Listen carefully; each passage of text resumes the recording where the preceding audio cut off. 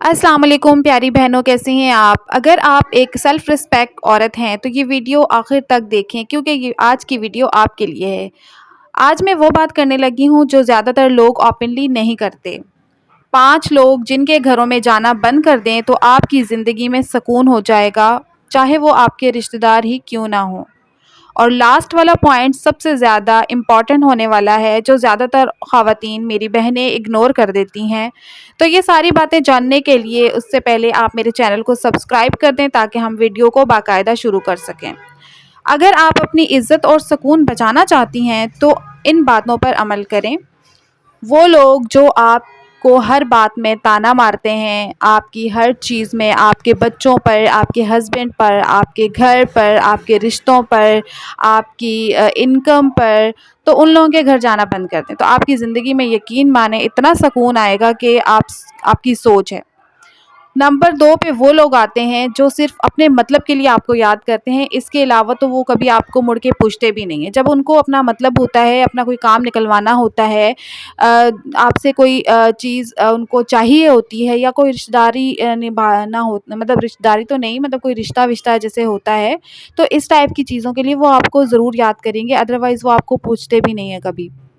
तो हम फिर बात करेंगे वो लोग जो आपको कंपेयर करेंगे कि तुम्हारा जो है हस्बैंड कैसा है और तुम्हारा घर कैसा है और फलाँ को देखो, उसको देखो, उसको देखो, इस तरह से करके आपको ज़हनी जो है आपका सुकून बर्बाद कर देते हैं। क्योंकि आप ज़ाहिर-सी बात है पहले ही परेशान होते हैं अपने मसलों को लेकर, फिर वो आपके मसलों को जो है वो जो है सामने करते हैं और कहते हैं कि हाँ, देखो तुमने तो अभी तक कुछ भी अचीव नहीं किया और फलाँ को देखो उसने कितना कुछ अचीव कर लिया, गाड़ी है, उसके पास घर है, उसका हस्बैंड ये है, वो है। मतलब इन चीज़ों को लेकर ये सारी चीज़ें जो हैं आपको फिर बहुत ज़्यादा परेशान कर देती हैं। तो ऐसी चीज़ों को अवॉइड करना चाहिए, ऐसे रिश्तों को अवॉइड करना चाहिए, इन लोगों से दूर ही रहे बंदा तो बहुत अच्छा होता है।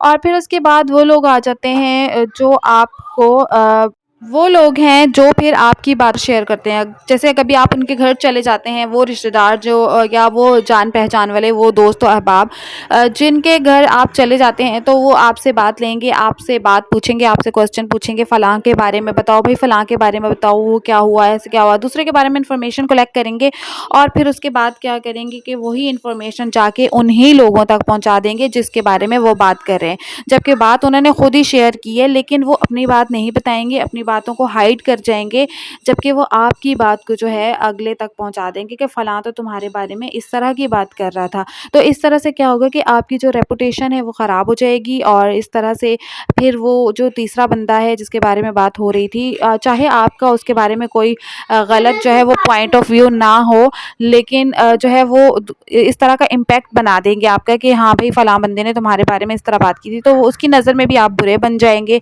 और फिर इस तरह से ये होगा कि जब उस वो बात आपसे पूछेगा कि हाँ भाई तुमने उसके उसके सामने मेरी बात की थी, इस तरह से वो नाराज़ होगा करेगा, तो फिर आपका जो है दिल बुरा होगा और जो है फिर इस तरह से जो है आपका जो एक इम्प्रेशन है मुआशरे में, सोसाइटी में, तो वो ख़राब हो जाएगा। तो इसीलिए फिर आप लोगों को इस टाइप के लोगों के घरों में भी नहीं जाना चाहिए जो कि चुगलखोर होते हैं, एक बात को यहाँ से उठाया वहाँ, वहाँ से उठाया वहाँ कर दिया। तो इस तरह से लोगों से भी बहुत ज़्यादा दूर रहना चाहिए मेरी बहनों को।